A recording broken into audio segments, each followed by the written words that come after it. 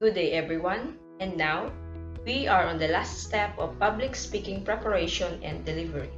The last step is deliver your speech. I will explain in this step the principles of effective voice, bodily action, and using notes which will help you to complement and reinforce your message. So for voice, we have first the volume, which refers to the relative loudness or softness of your voice. When your voice is adequately controlled, you adjust its volume according to factors such as distance between you and your listeners and the emphasis you want to give an idea. Next is the rate, which is the speed at which you speak. A good rate of speech ranges between 140 to 160 words per minute, and the ultimate goal is to speak at a conversational pace. The combination of slow, fast, and medium speed which makes your speech more engaging. Another dimension of voice is articulation and pronunciation. Articulation results from the physiological movements of the speech organs as they modify and interrupt the air stream from the lungs. So basically, it is the clarity of sounds and words we produce.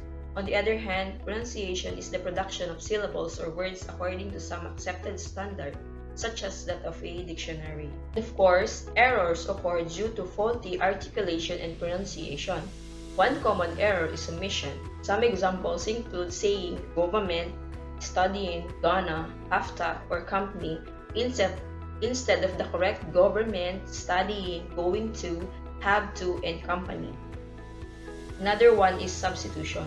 Among the most common substitutions are D for T and D for TH. For example, water, this, better, and ask for the correct water, this, better, and ask. The last one is addition, which involves adding sounds where they don't belong, as in saying across, athlete, and America instead of the correct across, athlete, and America.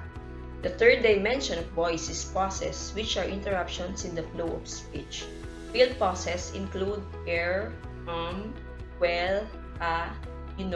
to fill up silence. On the other hand, unfilled pauses are silences interjected into stream of speech. Pause can enhance our speech. So for example, we can use it in a transitional points, end of an important assertion, before an important idea, and before you begin your speech and after you finish it. For the body action, we have 4 dimensions, such as the eye contact, facial expression, gestures, and posture and movement. The most important aspect of bodily communication is eye contact.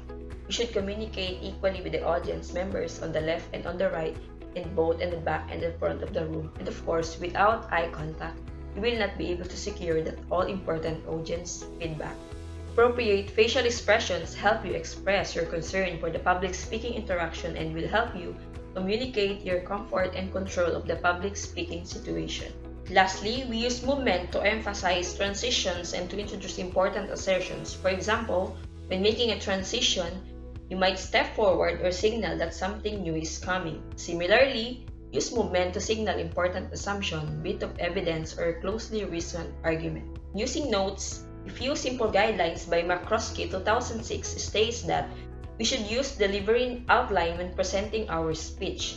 You should also need to know your notes intimately by rehearsing at least twice with the same notes, and use your notes with open subtlety, which means you should not make your notes more obvious than necessary, but do not try to hide them.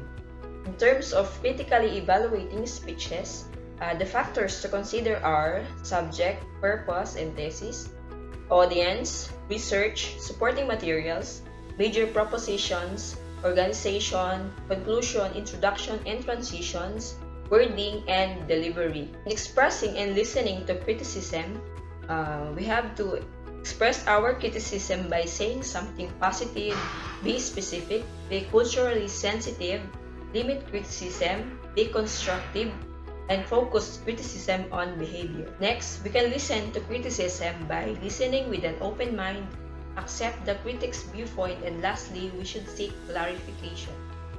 Thank you everyone. That ends my presentation. Thank you for listening.